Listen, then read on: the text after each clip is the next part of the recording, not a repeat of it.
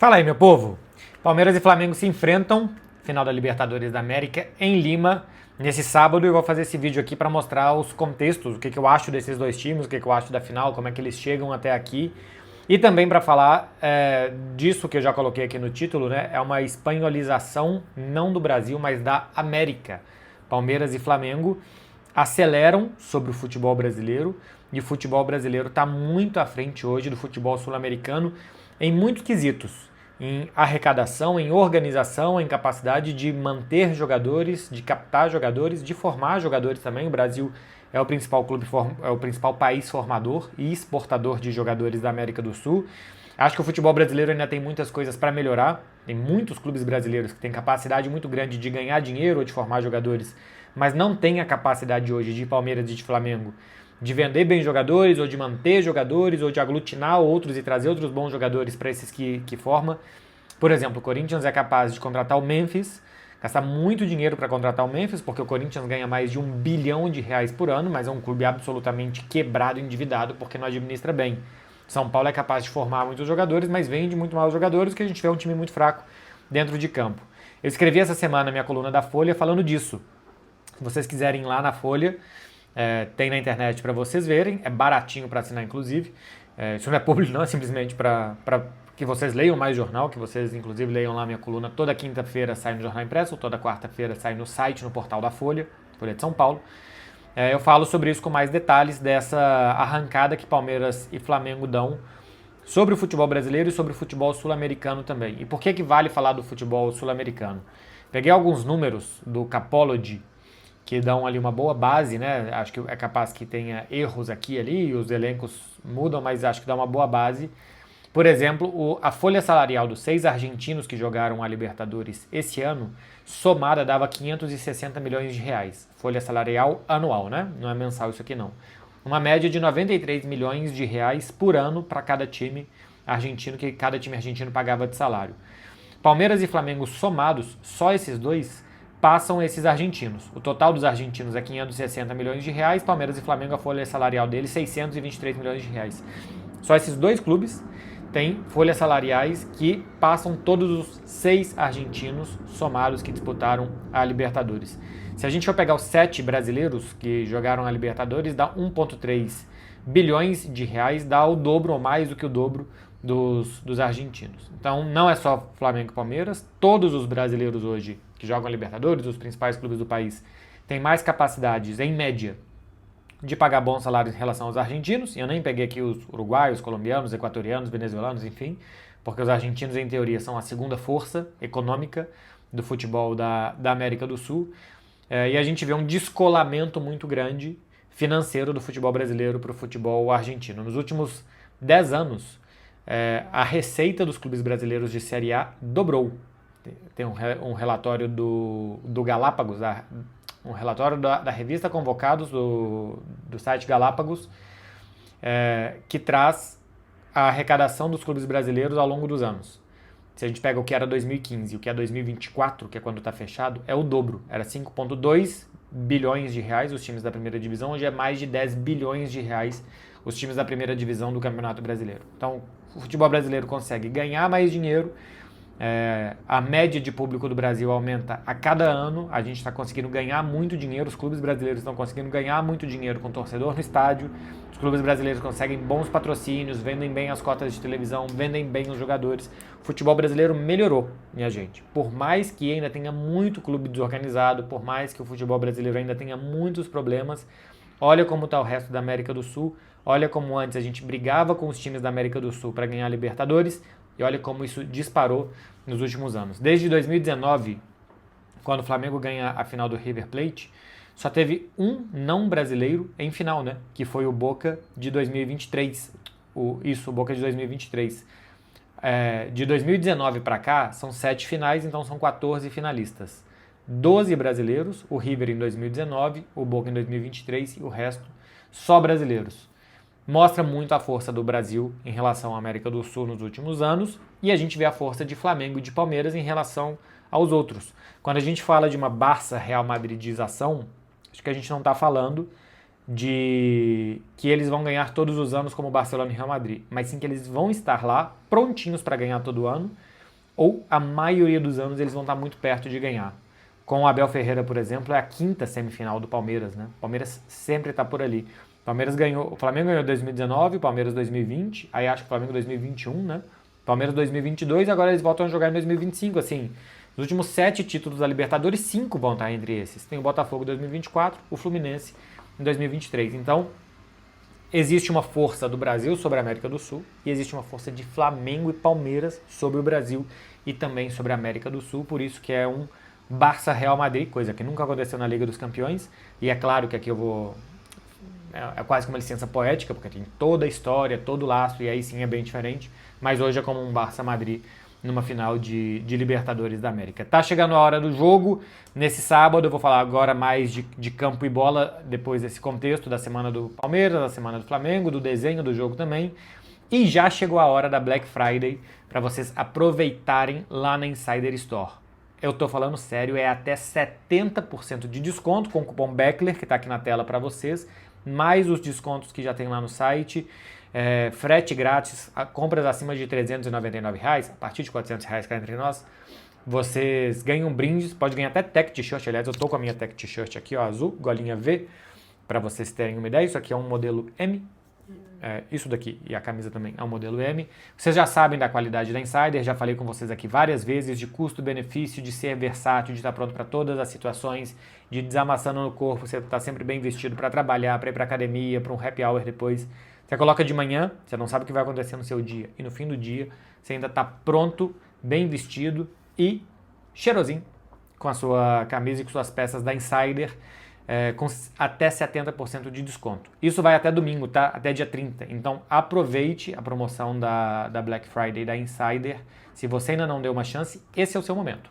Até 70% de desconto. E se você já gosta da Insider, faz aí uma festa no seu guarda-roupa e não perde essa oportunidade. Sobre Flamengo e Palmeiras, eu acho que o Flamengo chega com vantagem sobre o Palmeiras, futebolística, porque está jogando melhor, chega com vantagem anímica, né, como assim se diz, o espírito do Flamengo me parece melhor que o espírito do Palmeiras nessa semana, chega com uma desvantagem técnica pela ausência do Pedro e a ausência do Plata, porque sobra o Bruno Henrique, tá indo bem aí nos últimos jogos, fez muitos gols, mas tem pouca coisa depois para tirar do banco de reservas. Não que o Palmeiras tenha também. O atacante reserva do Palmeiras é o Bruno Rodrigues, que desde que saiu do Cruzeiro, se lesionou muito e ainda não conseguiu jogar.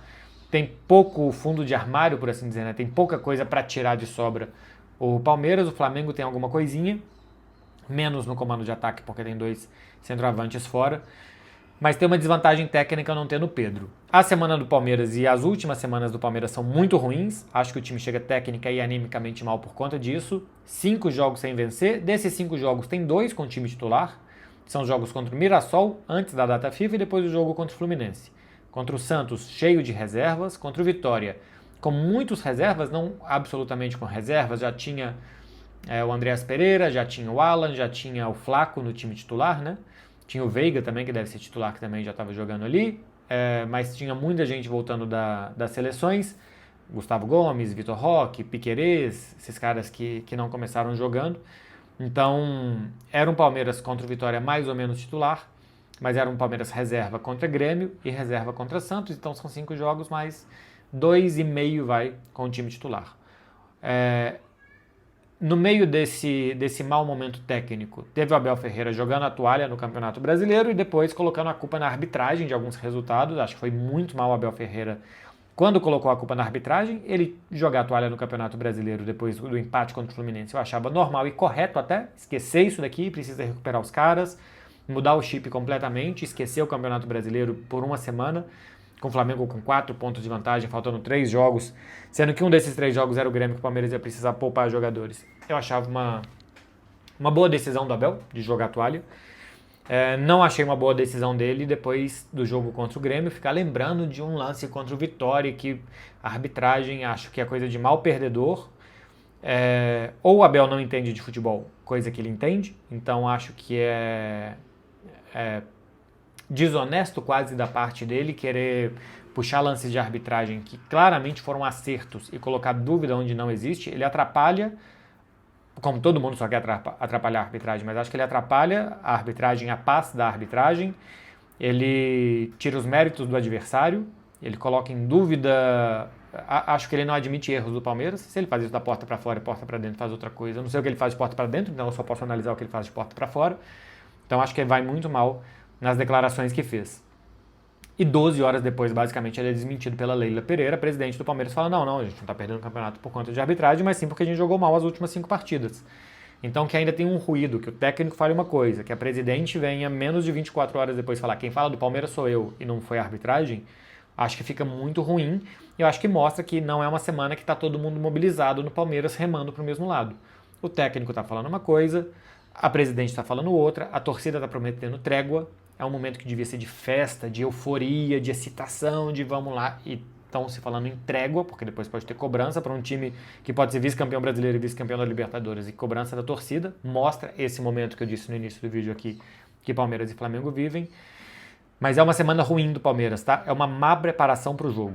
Outra coisa é que lá dentro eles se abracem, se blindem e que façam melhor do que estão fazendo publicamente. Mas é uma má semana de preparação do jogo do Palmeiras, que dentro de campo não está jogando bem, time que teve algumas boas semanas de bom futebol, de muitos gols, isso secou.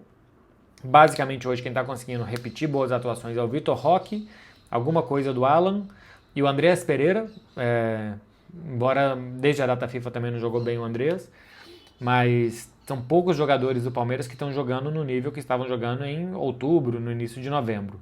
Do lado do Flamengo, eu acho que o futebol voltou e o Flamengo voltou a abraçar o futebol naquele jogo contra o Red Bull Bragantino. É um ótimo 3-0. O Flamengo volta a jogar bem quando volta o Jorginho. Acho que ele dá muito sentido de jogo, porque o Arrascaeta, líder de assistências na temporada do futebol brasileiro, 20 gols marcados. O Arrascaeta é um jogador mais finalizador do que armador. Então acho que o Jorginho é que ajuda a dar mais sentido ao jogo do Flamengo do que o Arrascaeta. Mas acho que são os dois grandes protagonistas para o Flamengo para essa final. O time contra o Atlético foi um pouco mesclado, entraram os titulares no finalzinho para garantir ali o empate, que é um tijolinho a mais, né? Um pontinho a mais, uma rodada a menos para o Flamengo ser campeão brasileiro. E depois teve o Aeroflá, presença em massa do torcedor, o Flamengo saindo nos braços do povo. Eu acho que tem um lado positivo, que é mostrar para gente de fora a importância daquilo ali, a mobilização do torcedor para aquele jogo. Alguns jogadores que acabaram de chegar, o Saul, por exemplo, para um ou outro entenderem, embora boa parte do elenco do Flamengo já esteja aí e já entenda a importância, a grandeza e a relevância desse jogo para o torcedor. Eu não gostei de torcedor subindo em ônibus e invadindo ônibus, porque podia ter acontecido uma tragédia. Aconteceu ou não, uma tragédia num caso como esse é jogar uma moeda para cima, pode dar cara, pode dar coroa. Ainda bem que deu cara, porque se dá coroa era o Flamengo viajando para jogar uma final de Libertadores com o peso de ter acontecido uma tragédia com um torcedor ou sabe, sei lá com quem na ida. Então eu não gosto, consigo ver uma poesia ali do torcedor abraçando o time, mas que seja literalmente abraçando o time dentro do ônibus, eu acho que é demais, tá? Dentro de campo, gente, o que eu imagino para esse jogo? O 3-2 do Maracanã acho que não vai se repetir, porque o Flamengo não tem o Pedro, então acho que não vai tentar fazer parede com o Bruno Henrique, porque ele não é atacante disso. O Pedro é para receber bola no pé, o Bruno Henrique é para receber bola na frente. Dentro da área, o Bruno Henrique é um cara para ganhar espaço, correr e saltar, embora o salto dele parado também seja muito bom, e o Pedro acho que é mais o cara desse salto parado, mais da imposição física, o Bruno Henrique é mais de ganhar um impulso e velocidade e saltar muito bem para jogada aérea, né? Basicamente essa comparação entre os dois. Então eu acho que não vai ser o mesmo jogo porque o Flamengo não tem essa peça e porque eu acho que o Palmeiras perdeu moral em relação ao que estava jogando naquele momento e não vai tentar pressionar o Flamengo alto, não vai tentar subir linha, sufocar o Flamengo como tentou fazer no Maracanã. O Flamengo também tem um perfil de jogo grande assim, querer mais controle do que amasso, querer mais controle do que volume. Então eu acho que vai ser um Flamengo mais pausado, Palmeiras atrás, tentando recuperar a bola e bola longa para Vitor Roque e para Flaco Lopes. E o Flamengo tentando não errar. E não errar são muito passes seguros, bola de segurança, evitar muito drible, evitar a jogada que possa dar ao Palmeiras recuperar a bola ou rebote e bola longa. Recuperar, rebote e bola longa. Cada um vai tentar evitar os principais pontos dos outros. Como o Flamengo acho que vive o melhor momento e acho que vai ter as ações da bola. E é um time que gosta de ter as ações com a bola. Eu imagino, vai ser um jogo bem fechado, imagino poucos gols inclusive nesse jogo, duvido que saia mais do que 2 gols em 90 minutos. E eu acho que o Flamengo vai ser quem vai levar mais sensações de perigo ao gol do Palmeiras. Pelo futebolístico e pelo anímico, eu vejo o Flamengo favorito para a final, tá? O Flamengo chega no melhor momento, o Flamengo chega jogando melhor, o Flamengo não tem distrações extracampo que o Palmeiras mostrou essa semana. E não me parece ter sido estratégia do Abel, ter sido retórica, ter sido uma artimanha dele midiática de tirar o foco. Acho que o Palmeiras está batendo cabeça mesmo. Mas ainda assim, acho um jogo muito equilibrado. Se o Palmeiras sai na frente e depois se fecha todo, como é que ele vai se fechar? Jogando com o Bruno Fux, que deve jogar como primeiro volante, depois isso pode voltar e dar um pouco mais de dinamismo para o time, né, de repertório para o time, ele voltando entre zagueiros para se fechar com linha de 5 contra a defesa, contra o ataque do Flamengo, com o Veiga se juntando ao Andrés Pereira, 2 jogadores de toque para sair da pressão do Flamengo. Enfim, acho que o Palmeiras vai tentar ter também diferentes momentos de jogo, joga um pouco mais à frente, um pouco mais atrás, linha de 5, linha de 4, se estiver perdendo, como é que se arma para jogar com o Veiga e com o Alan. Então acho que vai ser um jogo muito do Palmeiras ir mudando e se adaptando, e do Flamengo querendo fazer a mesma coisa de sempre. Tocar com segurança, Jorginho ditar ritmo, jogadas com a Arrascaeta mais perto da área. Quando o Palmeiras tentar subir um pouco mais, espetar Bruno Henrique, Bruno se movimentando na área do Palmeiras para abrir espaço, para achar algum espaço, Arrascaeta e Carrascal chegando de segunda linha. Eu acho que vai por aí, eu acho que vai ser um jogo amarrado, muito mais tenso do que bonito de se ver, muito mais divertido pelo nervosismo do que pela alegria de um jogo, de muitos gols para cá e para lá, e o Flamengo ligeiramente favorito. É o que eu vejo para essa final da Libertadores. Deixa aqui o que vocês acham também, deixa aqui um like também se você chegou até aqui nesse vídeo, e se inscreve para você não perder os próximos conteúdos do canal. Um beijinho para vocês, meu povo, até mais e boa final de Libertadores para todo mundo. Tchau, tchau.